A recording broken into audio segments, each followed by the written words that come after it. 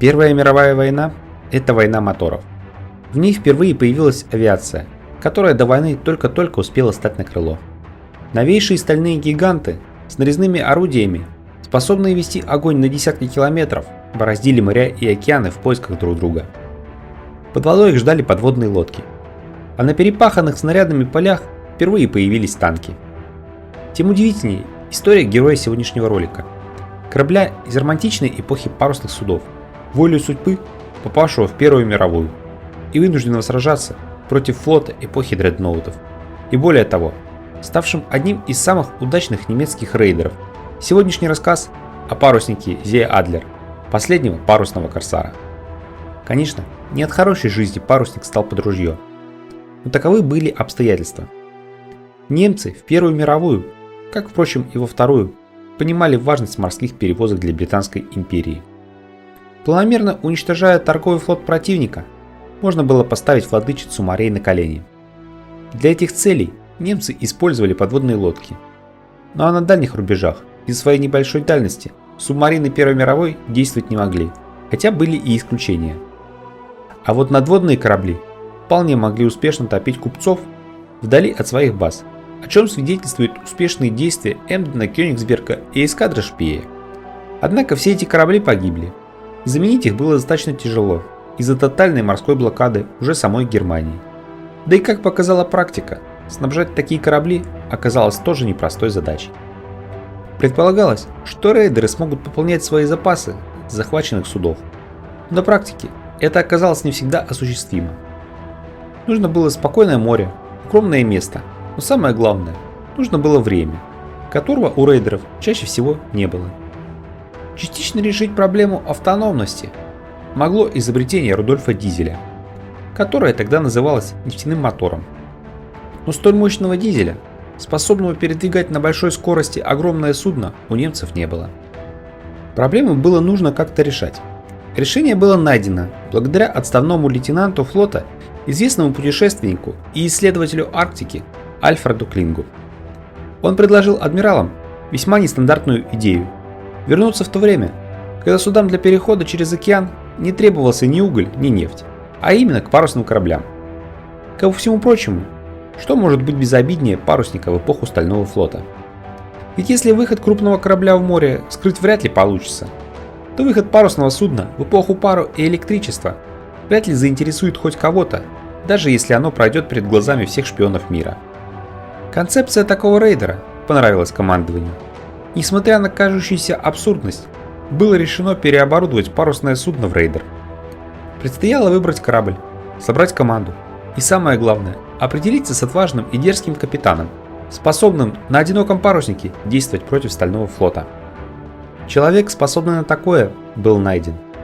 Звали его Феликс фон Люкнер. Он был выходцем из старого дворянского рода, правнук маршала Франции, немца Николя Люкнера. В 13 лет Феликс удрал из отчего дома. Под чужим именем завербовался за еду и койку на русский парусник Ниоби, идущий в Австралию. По прибытии сбежал с корабля и отправился путешествовать. Продавал книги, работал в цирке, профессионально боксировал. Еще Люкнеру довелось работать смотрителем маяка, служить солдатом в мексиканской армии президента Диаса, побывать трактирщиком и рыбаком. В 20 лет он поступил в немецкую навигационную школу, сдал экзамен и в 1908 году получил диплом штурмана и место на пароходе компании «Гамбург Южная Америка». После 9 месяцев службы в компании он завербовался на год в императорский флот, чтобы получить офицерское звание. Спустя год он возвращается в ту же компанию, однако наверху решили, что такие ценные кадры должны быть в строю. И в 1912 году Люкнер попадает на канонерскую лодку «Пантера», где и встречает войну. Фон Люкнер участвует в нескольких морских сражениях: в Гельголандской бухте, в набегах на английское побережье. В ютландском бою граф командует башней главного калибра на линкоре «Кронпринц». В офицерской среде его недолюбливали. Своим происхождением и биографией Люкнер обеспечил себе знакомство с самим кайзером Вильгельмом. Бывал он и на императорской яхте. Лучшего человека на должность капитана столь необычного судна в Германии просто не было. С командой ситуация была сложнее. было не так много людей, умеющих ходить под парусами. Кроме того, нужны были люди, знающие норвежский язык. Учитывая специфику маскировки рейдера, так как, скорее всего, корабль не сможет уйти от британских патрулей. И, возможно, его даже захотят досмотреть. Таких набралось 23 человека. Все они в случае досмотра должны будут изображать норвежских моряков. Всех заставили выучить вымышленные фамилии и биографии. По туристическому справочнику зазубривались названия улиц и описания примечательных мест тех городов, в которых они якобы жили. Когда и этот вопрос решился, предстояло выбрать корабль. Причем это должен был быть не какой-то рядовой прибрежный парусник, коих в то время на самом деле еще хватало, а судно, способное на переход через океан. Такой корабль был найден. Им стал трехмачтовый парусник Pax of Balmaha. Судьба корабля была под стать его будущей миссии. Он был построен в Англии в 1988 году и продан США. Парусник был задействован на грузовых перевозках. Уже во время войны корабль, следующий из Мурманска в США с грузом хлопка, который в то время считался стратегическим сырьем, был задержан британским патрулем по подозрению в контрабанде. Корабль с призовой командой развернули в Британию для дальнейших разбирательств, но по пути парусник встретил немецкую субмарину У-36. Наличие на борту англичан дало основание считать парусник трофеем. Так он оказался в Германии. Под флагом Кайзера корабль носил имя Вальтер и был учебно-тренировочным судном. Но поворот в его судьбе наступил 16 июля 1916 года. Теперь Вальтер стал Зее Адлером, а по-русски морским орлом. И из вспомогательного судна он превратился в рейдер, который по легенде стал норвежским лесовозом. Выбор норвежского корабля в качестве прототипа был обусловлен тем, что Зее Адлер был очень похож на норвежский парусник Малетта, который в то время совершал рейсы из Копенгагена в Австралию. Во-первых, Зее Адлер был изначально очень похож на Малетту, а во-вторых, с прототипа удалось выкрасть бортжурнал. На морского орла установили два замаскированных 105 мм орудия. Оборудовали погреб боезапаса. Обустроили помещение для содержания примерно 400 человек, в которых должны будут находиться экипажи захваченных судов. Разместили оружейную комнату. Корабль получил мощную радиостанцию. И на случай штиля дизельный двигатель, который по расчетам позволял кораблю двигаться со скоростью 9 узлов. По поручению капитана на судне установили лифт в кормовом салоне. Как объяснил капитан, на случай непредвиденных обстоятельств. На корабль завезли норвежскую прессу, расклеили норвежские плакаты. На полках расставили книги, купленные в Норвегии. В каютах разместили фотографии, которые были сделаны в норвежских фотомастерских. Выход парусника был намечен сразу после возвращения в порт торговой субмарины Deutschland. Британцы хотели ее потопить, и поэтому удвоили патрули. Ожидание немного затянулось, и настоящая Малетта за это время успела выйти в море. Вся легенда накрылась медным тазом, и пришлось спешно искать новый прототип. Им оказался парусник Кармоя. Пока морскому орлу меняли камуфляж, англичане успели досмотреть уже новый прототип. Но люнкером двигал азарт, и рисковать ему было не впервой. Бортжурнал Малетты подмочили где нужно, чтобы скрыть ненужные для проверяющих записи. Теперь Зее Адлер стал называться несуществующим судном Герра, и 21 декабря последний парусный корсар с 7 офицерами и 57 членами команды покинул порт. Предстояло двигаться вдоль норвежского берега, далее обогнуть Шотландию и выйти в Атлантический океан. 23 декабря парусник попал в шторм, который был на руку команде. Во-первых, это было идеальным оправданием подмоченного судового журнала, а во-вторых, вероятность встретить британский патруль резко снижалась. Но, к несчастью, парусник все-таки встретили проверяющие. Им оказался вспомогательный крейсер Avenger. Не самый мощный боевой корабль противника, но против 8 152 мм орудий спорить было тяжело. Проверяющие в составе одного офицера и 15 моряков поднялись на борт морского орла. Теперь экипажу и его капитану предстояло показать все свое актерское мастерство. Правда, в случае плохой игры последствия будут куда более серьезные, чем запуск тухлых помидоров. Главные роли отводились Люкеру, который играл пьяного норвежского шкипера, лейтенанту Лейдерману, отыгрывающему роль гостеприимного старшего помощника. Пока матросы осматривали груз, гостеприимные офицеры Герра рассказывали британским проверяющим флотские байки. В нужный момент вставляли крепкие флотские словечки. Жаловались на погоду и шторм, который чуть ли не потопил их парусник. Сказали, что даже судовому журналу досталось. Любезный капитан угостил британцев ромом. Британцы тоже не остались в долгу и предупредили экипаж, что в море могут встречаться коварные немецкие рейдеры, и нужно быть внимательным. Пожелав друг другу счастливого Рождества и удачного плавания, офицеры Авенджера и его матросы отчалили от борта Гера. Казалось, представление было окончено, но опять все пошло не по плану. Шлюпку прижало ветром к борту Зеи Адлера и потащило в сторону кормы. Еще чуть-чуть проверяющие бы увидели главную улику – гребной винт, который отлично просматривался в прозрачной воде.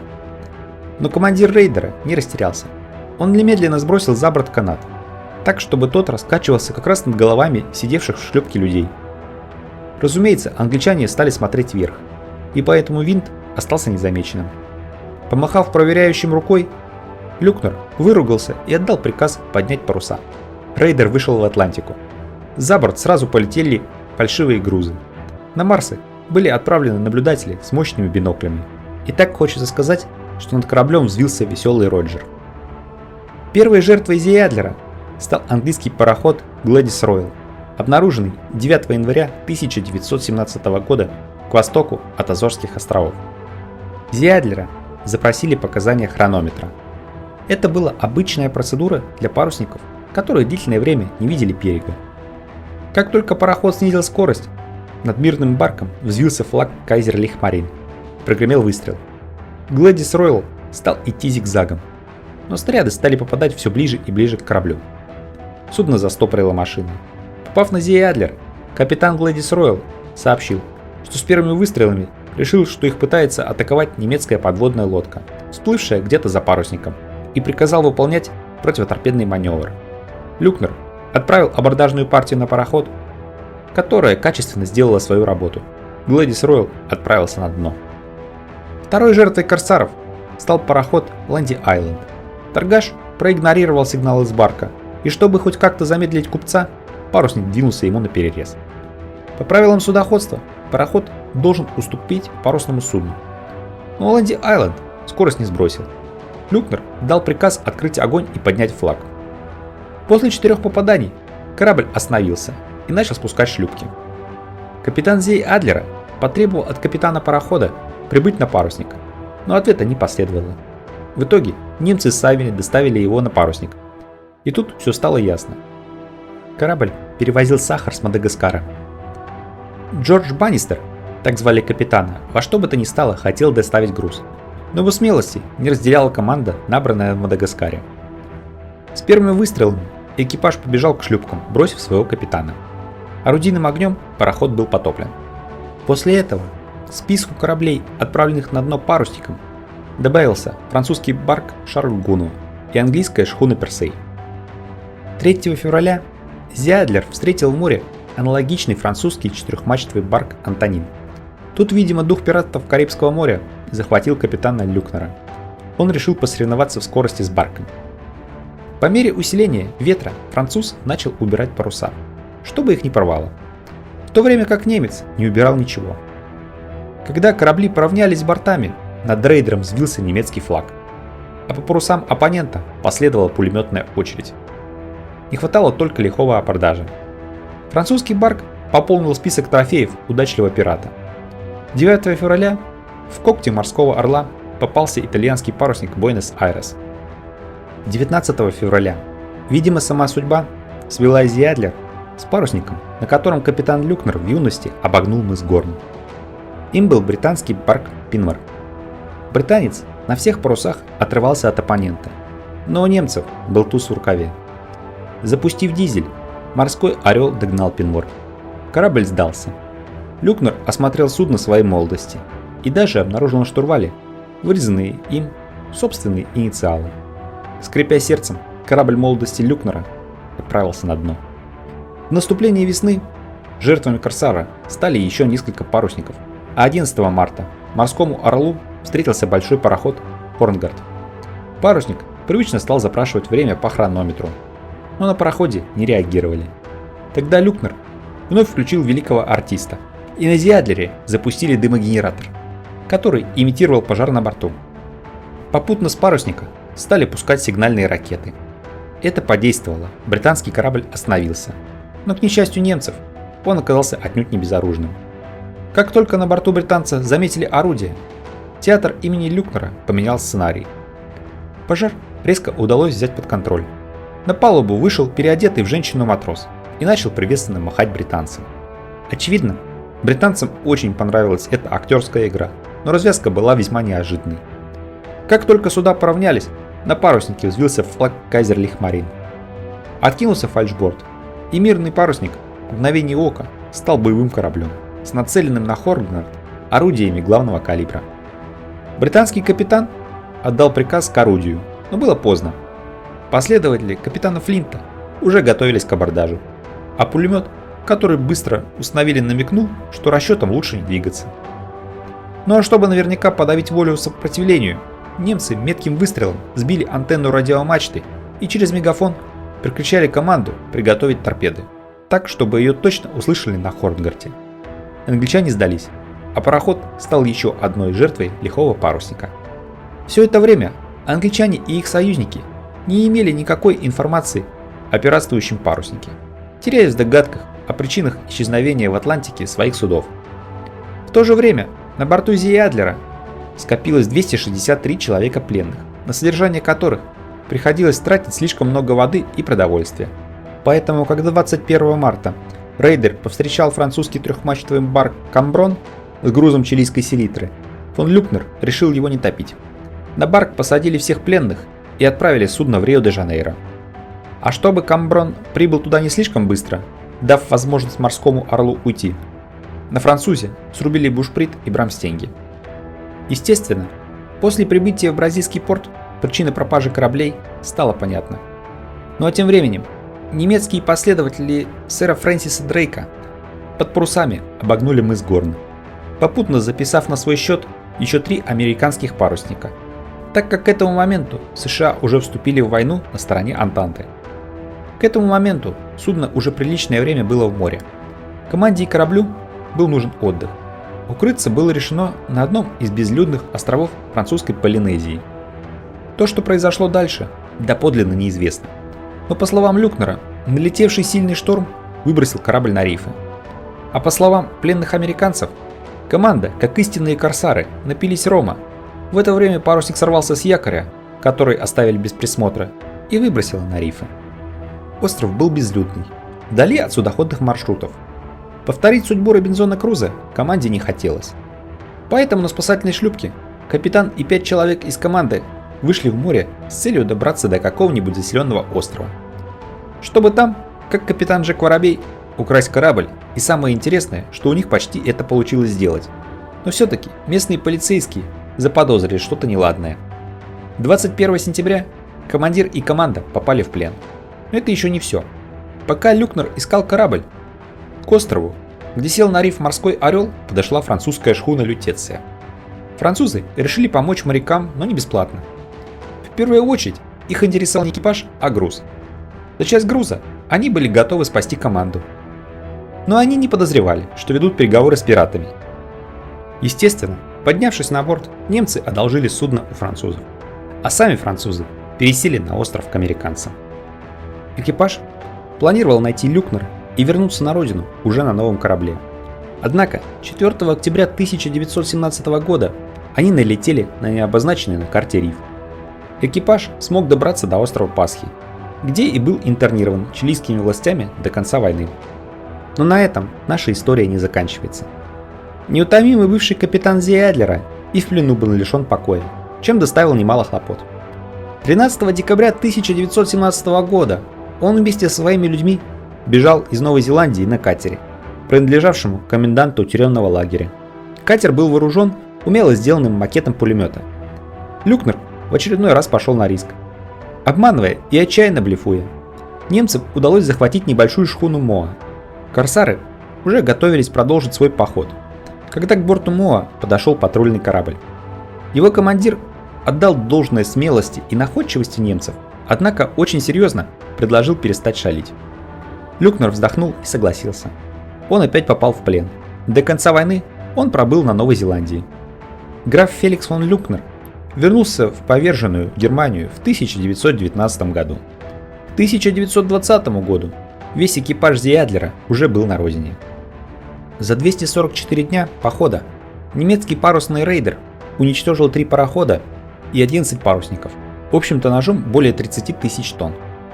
Идея о замаскированном под безобидный парусник рейдере полностью оправдалась.